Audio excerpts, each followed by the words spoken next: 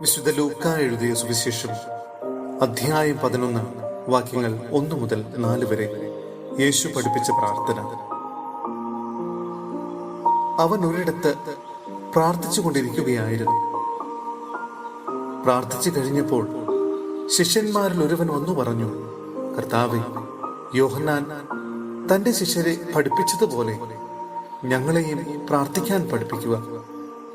അവൻ അരുൾ ചെയ്തു, നിങ്ങൾ ഇങ്ങനെ പ്രാർത്ഥിക്കുവിൻ: പിതാവേ, അങ്ങയുടെ നാമം പൂജിതമാകണമേ, അങ്ങയുടെ രാജ്യം വരണമേ, അന്നു വേണ്ട ആഹാരം ഓരോ ദിവസവും ഞങ്ങൾക്ക് നൽകണമേ, ഞങ്ങളുടെ പാപങ്ങൾ ഞങ്ങളോട് ക്ഷമിക്കണമേ, എന്തെന്നാൽ ഞങ്ങളുടെ കടക്കാരോട് ഞങ്ങളും ക്ഷമിക്കുന്നു, ഞങ്ങളെ പ്രലോഭനത്തിൽ ഉൾപ്പെടുത്തരുതേ. വിശുദ്ധ പൗലോസ്ലീഹ റോമായിലെ സഭയ്ക്ക് എഴുതിയ ലേഖനം അധ്യായം 8 വാക്യങ്ങൾ 12 മുതൽ 17 വരെ. ദൈവാത്മാവിനാൽ നയിക്കപ്പെടുന്നവർ.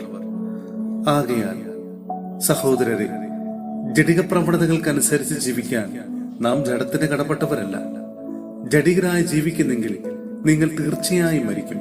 എന്നാൽ ശരീരത്തിന്റെ പ്രവണതകളെ ആത്മാവിനാൽ നിഹനിക്കുന്നെങ്കിൽ നിങ്ങൾ ജീവിക്കും. ദൈവാത്മാവിനാൽ നയിക്കപ്പെടുന്നവരെല്ലാം ദൈവത്തിന്റെ പുത്രന്മാരാണ്. നിങ്ങളെ വീണ്ടും ഭയത്തിലേക്ക് നയിക്കുന്ന അടിമത്തത്തിന്റെ ആത്മാവിനെയല്ല, മറിച്ച് പുത്രസ്വീകാര്യത്തിന്റെ ആത്മാവിനെയാണ് നിങ്ങൾ കൈക്കൊണ്ടിരിക്കുന്നത്. ഈ ആത്മാവ് മൂലമാണ് നാം ആഭാ, പിതാവേ എന്ന് വിളിക്കുന്നത്. നാം ദൈവത്തിന്റെ മക്കളാണെന്ന് ഈ ആത്മാവ് നമ്മുടെ ആത്മാവിനോട് ചേർന്ന് സാക്ഷ്യം നൽകുന്നു.